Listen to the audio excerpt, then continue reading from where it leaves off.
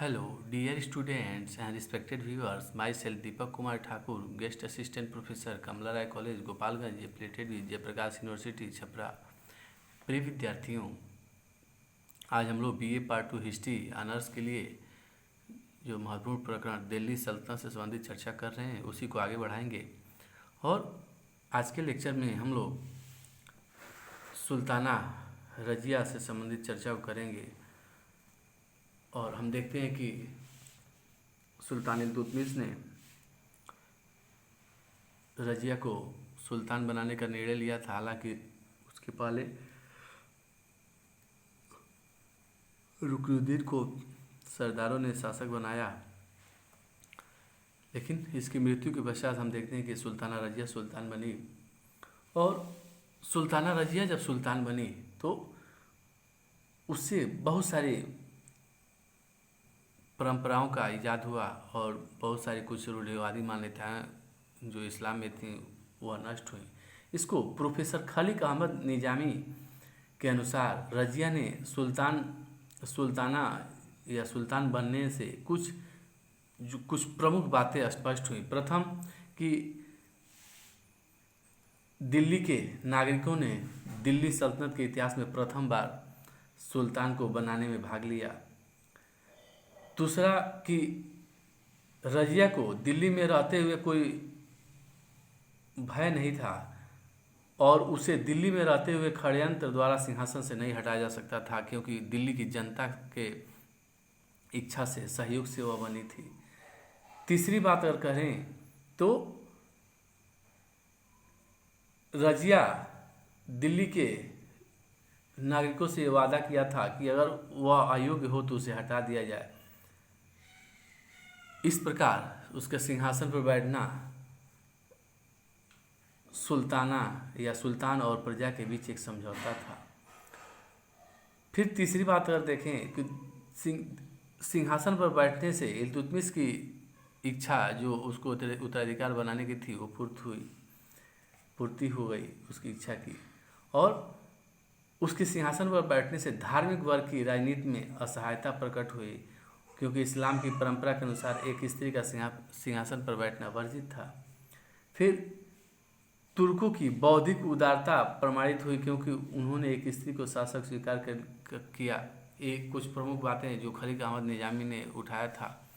और हम देखते हैं कि जब इस्लाम में आधुनिक काल में जब स्त्रियों को स्वतंत्रता नहीं है, महिलाओं को स्वतंत्रता नहीं है, तो उस समय में भी मध्यकाल में जब 1236 से 1240 ईस्वी के काल में सुल्ताना रजिया सुल्तान बनी और वह जो युग था उस समय धर्म का बोलबाला था, तो उस परिस्थितियों में बनना एक आश्चर्यजनक घटना थी और विश्व की आश्चर्य घटनाओं में से एक मानी जा सकती है। इस प्रकार जो कुछ महत्वपूर्ण विशेषताएं हैं वो जो रजिया सुल्तान बनने पर खलीक अहमद निजामी ने उसका वर्णन किया है, तो उसको पहले हम देखते हैं कि रजिया किस तरह सत्ता में आई है, कैसे कैसे वह शासन किया। तो उसके बाद से अगर जैसे रजिया से संबंधित प्रश्न पूछा जाता है तो पूछ लिया जाता है कि रजिया का सुल्तान बनना दिल्ली के नागरिकों और उसके मध्य एक समझौता था, इसका वर्णन करें। या रजिया सुल्ताना प्रथम सुल्तान थी मध्यकाल की, उससे संबंधित उसके प्रशासन संबंधित उसके प्रशासनिक कौशल संबंधित बातों को बताएं। तो उसी के इन्हीं सब प्रश्नों के चर्चा के आलोक में हम अध्ययन करें तो देखते हैं कि सुल्ताना जो विशेषता बताएं वो आप लोग लिख सकते हैं कि प्रथम बार दिल्ली के नागरिकों ने सुल्तान बनाया, यानी कि दिल्ली की जनता ने सुल्तान बनाया या चयन किया। चयन शब्द सही नहीं रहेगा, बनाया, यानी कि उसको दिल्ली की जनता और सुल्तान के मध्य समझौता था, सुल्ताना के मध्य समझौता था। दूसरी बात हो गई। तीसरी बात की रजिया अपने यह एक वायदा किया था कि अयोग्य होने पर हटाएं, अयोग्य होने पर हटा दें। फिर चौथा कि यह सरदारों के द्वारा नहीं, दिल्ली की जनता द्वारा शासन में भाग ली थी। इल्तुतमिश की इच्छा पूरी हुई। पांचवी बात, इल्तुतमिश की इच्छा पूरी हुई, इच्छा की पूर्ति हुई। और फिर अगर हम बोलें तो धार्मिक वर्ग की राजनीति में असहायता प्रकट हुई। जो धार्मिक वर्ग था, उलेमा वर्ग की राजनीति में असहायता, राजनीति में असहायता प्रकट हुई। फिर देखते हैं कि जो जैसा खलीक अहमद निजामी बताते हैं कि तुर्कों की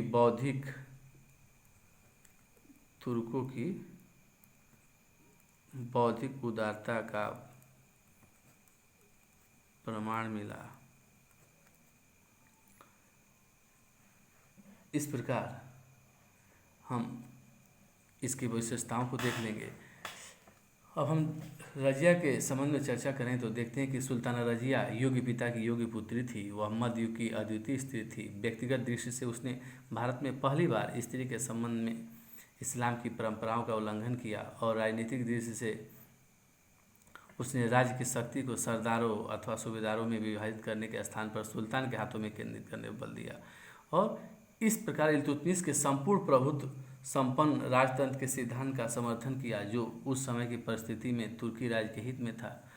परंतु इसी कारण रजिया को प्रारंभ से ही अनेक कठिनाइयों का सामना भी करना पड़ा। रजिया के सिंहासन पर बैठने के अवसर पर बदायूं, मुल्तान, हांसी, लाहौर के जो इक़्तिदार थे अपनी सेनाओं के साथ दिल्ली की ओर बढ़ रहे थे। प्रांतीय इक़्तिदारों ने फिरोज को सिंहासन पर बैठाने में मुँह भाग लिया था और उसको सिंहासन से उतारने के लिए वे विद्रोही बनकर अपनी सेनाओं के साथ दिल्ली की ओर बढ़ रहे थे। दिल्ली में फिरोज के स्थान पर रजिया सुल्तान बन चुकी थी। उनसे उनका एक उद्देश्य तो पूरा हो गया, परंतु रजिया को सुल्तान बनाने में उन्होंने भाग नहीं लिया था। वे इस अधिकार को छोड़ने के लिए तैयार न थे कि सुल्तान के चुनाव में उनकी भी सम्मति होनी चाहिए। इस कारण वे अपनी सेनाओं के साथ दिल्ली तक पहुंच गए।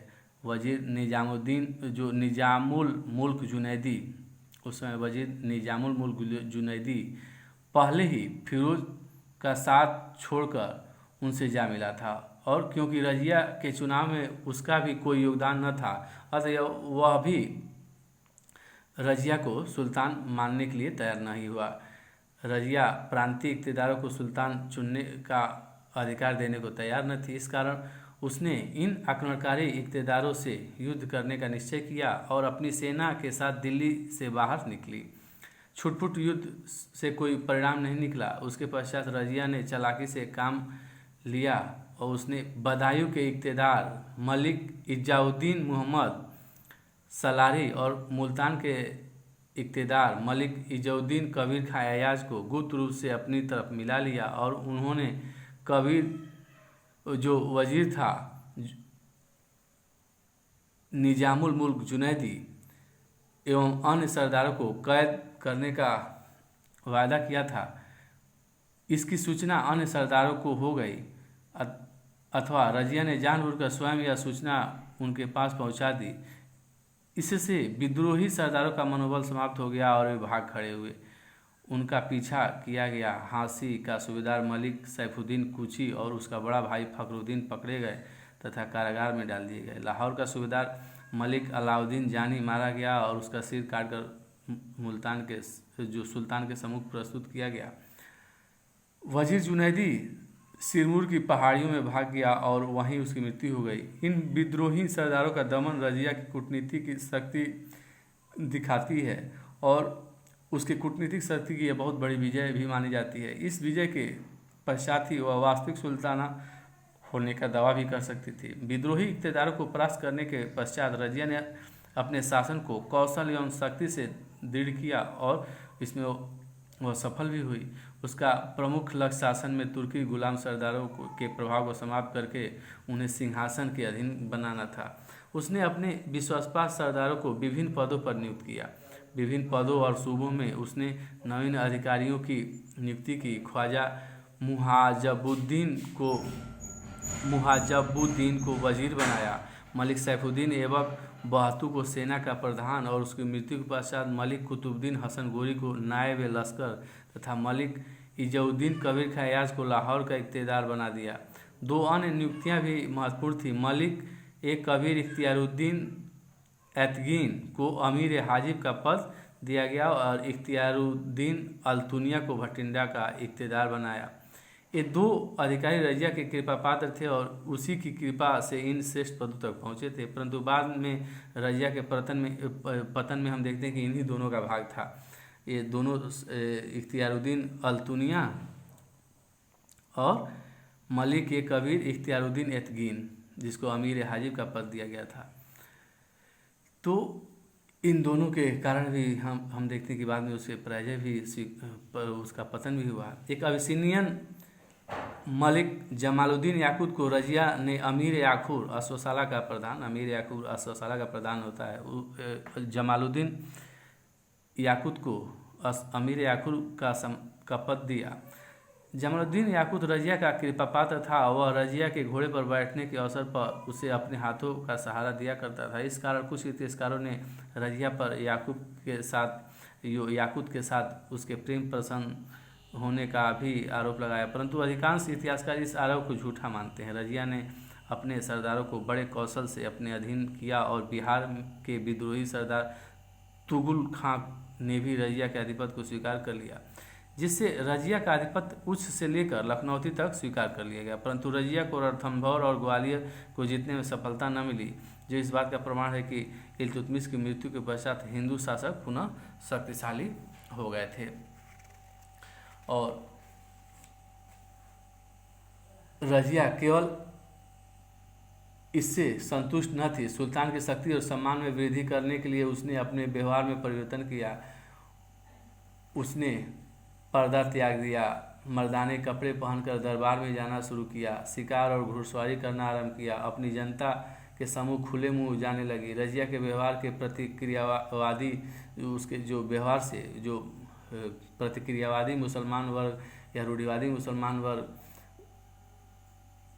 जो था असंतुष्ट हो गया और यह उसके विरुद्ध असंतोष का मुख्य कारण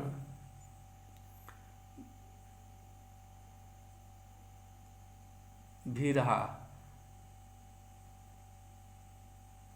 सुल्तान के रूप में वह पुरुषों की भांति कार्य करना चाहती थी और उसका स्त्री होना इसके शासन की दुर्बलता वह नहीं बनने देना चाहती थी। जो स्त्रीउचित गुण होने के कारण वो बहुत सारी जो दुर्बलताएं आ सकती थी प्रशासनिक क्षेत्र में, उसको वह नहीं चाहती थी।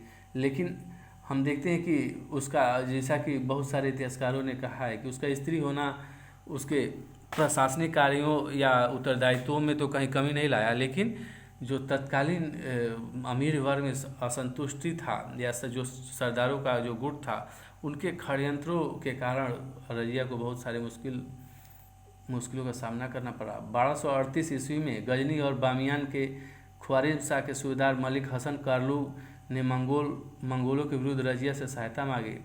रजिया ने उससे सहानुभूति प्रकट करते हुए बरन की आय उसे देने का वादा किया, परंतु सैनिक सहायता नहीं दी। इस प्रकार इल्तुतमिश की भांति उसने भी मंगोलों के आक्रमण के भय को दिल्ली से बचाए रखा और मंगोल के आक्रमण से अपने राज्य की रक्षा भी कर सकी। रजिया के शासन के तीसरे वर्ष तक यह पूर्णतः स्पष्ट हो गया कि रजिया शासन को अपने हाथों में केंद्रित करना चाहती थी। विदेशी और तुर्की मुसलमानों को विभिन्न शासकीय पदों पर नियुक्त करना उसकी उस योजना का भाग था जिसके द्वारा वह गुलाम तुर्की सरदारों की शक्ति को तोड़ने का प्रयत्न कर रही थी। इसे तुर्की गुलाम सरदार सहन नहीं कर सके। उन्होंने रजिया को सिंहासन से हटाकर अपनी शक्ति को बनाए रखने का प्रयत्न किया और इस कारण उसके विरुद्ध षड्यंत्र किया।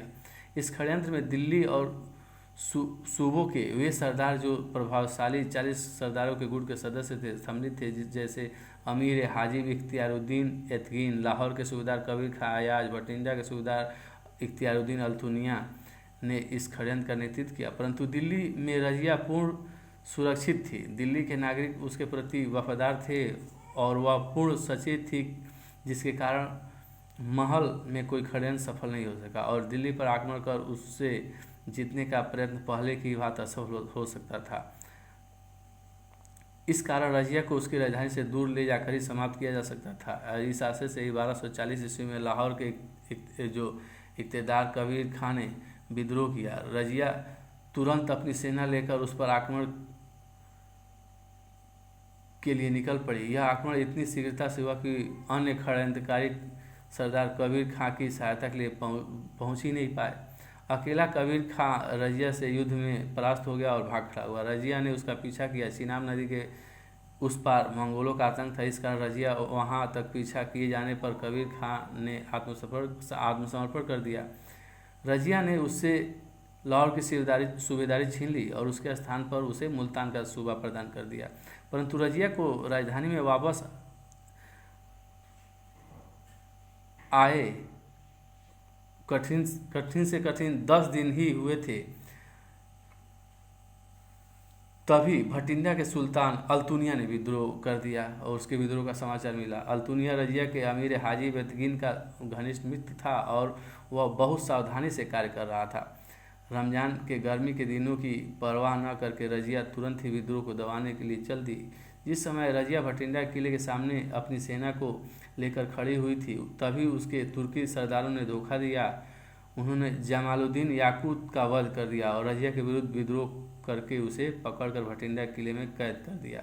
रजिया के कैद हो जाने के सूचना पाते ही षड्यंत्रकारियों ने तुरंत इल्तुतमिश के तीसरे पुत्र बहराम शाह को सिंहासन पर बैठा दिया, जिसका निर्णय वे पहले ही कर चुके थे। षड्यंत्रकारियों के नेता एतगीन ने दिल्ली जब इस बहराम शाह को दिल्ली का सुल्तान बना दिया गया तो नाइब मामलिकात का पद उसे प्राप्त हुआ एतगीन को। यद्यपि उसके व्यवहार से असंतुष्ट होकर सुल्तान बहराम ने 2 माह के अंदर ही उसका वध करा दिया था। इस प्रकार हम देखते हैं कि विद्रोह की सफलता के बावजूद अल्तुनिया को उसकी इच्छा अनुसार पद नहीं मिला। एतगीन को तो उसको पद मिल गया था। उसके मित्र एतगीन के वध के पश्चात उसे किसी अच्छे पद की आशा भी नहीं रही। उसने रजिया ने बहुत होशियारी से अल्तुनिया से विवाह कर लिया और ऐसा करने से रजिया ने अपने सिंहासन को प्राप्त करने की आशा से ही इस तरह के कदम उठाए थे। बहराम से असंतुष्ट हो गए सरदार मलिक सलारी और कराकस भी रजिया के साथ आके मिल गए। खोखर राजपूत और जाटों को सम्मिलित करके अल्तुनिया ने एक सेना एकत्र की और रजिया के साथ दिल्ली की ओर बढ़ना आरंभ किया। परंतु दिल्ली की संगठित सेना के मुकाबले उनकी पराजय हुई और उन्हें भटिंडा की ओर वापस लौटना पड़ा। उनके सैनिक उनका साथ छोड़ गए और मार्ग में कैथल के निकट कुछ हिंदू डाकियों ने रजिया और अल्तुनिया का 13 अक्टूबर 1240 ईस्वी को वध कर दिया, जब वो एक वृक्ष के नीचे आराम कर रहे थे। इस प्रकार हम देखते हैं कि सुल्ताना रजिया जो है उसके अंदर सारे प्रशासनिक गुण थे, लेकिन जो सरदारों का षड्यंत्र था, इसके षड्यंत्र के कारण वह असफल हो गई। हालांकि उसके अंदर स्त्री होना उसके प्रशासन की कहीं कमजोरी नहीं बन सकी थी, लेकिन जो तुर्की सरदारों का जो दल था, जो अपने आप को सुल्तानी कहता था, गुलाम सरदारों का, वो अपने आप को सुल्तानी कहता था कि हम लोग सुल्तान बनाते हैं, और इस स्थिति को वे त्यागने के लिए तैयार नहीं थे। और रजिया लाख प्रयासों के बाद भी इस स्थिति पर अपना नियंत्रण स्थापित नहीं कर सकी। लेकिन उसने प्रशासन के संबंध में एक नई परंपरा का एक तरह से आविष्कार किया कि एक स्त्री भी मध्यकाल में सत्ता में रह सकती है, और वह जनता से सत्ता का भरोसा लेकर जनता से समझौता करके सत्ता में आई, और उसने धार्मिक वर्ग पर भी नियंत्रण स्थापित किया और जो इस्लाम की जो रूढ़िवादी परंपराएं थी उसको भी तोड़ने का प्रयास किया। इस प्रकार जो अभी नारी सशक्तिकरण की बातें होती रहती हैं, वुमेन एम्पावरमेंट की, तो इस उस कड़ी में अगर हम देखें तो भारत में बहुत पहले मध्यकाल में, और उसके पहले भी जाया जा सकता है प्राचीन काल में, लेकिन हम अगर मध्यकाल के अध्ययन कर रहे हैं तो हम मध्यकाल का उदाहरण दे सकते हैं कि मध्यकाल में भी भारत ने वो उस तरह के कीर्तिमान स्थापित किए कि जो आजकल आधुनिक काल में भी बहुत सारे देशों में देखने को नहीं मिलता है। इस प्रकार रजिया का मध्यकालीन परिदृश्य में उपस्थित होना, सत्ता में आना, सत्ता संभालना और अपने राज्य की कूटनीतिक तरीके से, सैनिक तरीके से, दोनों तरीके से उसने रक्षा की। और कूटनीतिक तरीके में हम उसके मंगोल के विरुद्ध रणनीति को देख सकते हैं, और सैनिक रूप से वह पंजाब में आक्रमण की ही थी, फिर भटिंडा में भी आक्रमण की। और इस प्रकार हम देखते हैं कि उसके जो आक्रमण थे किसी भी पुरुष से कम नहीं थे, लेकिन रजिया का जो जो इल्तुतमिश का बनाया गया तुर्कानी चहलगानी है वह रजिया के लिए बहुत ही घातक साबित हुआ। और आगे भी हम देखते हैं कि कुछ और सुल्तान हुए, जैसे रुकनुद्दीन फिरोज शाह के बाद रजिया, सुल्ताना रजिया, उसके बाद हम देखेंगे बहराम शाह, फिर मसूद शाह। दो शासकों के विषय में और हम चर्चा करेंगे, मुइजुद्दीन बहराम शाह और मसूद शाह, जिसे हम एक नेक्स्ट लेक्चर में करेंगे। और इसी के साथ ही चर्चा को समाप्त करते हैं। जय हिंद, जय भारत, धन्यवाद।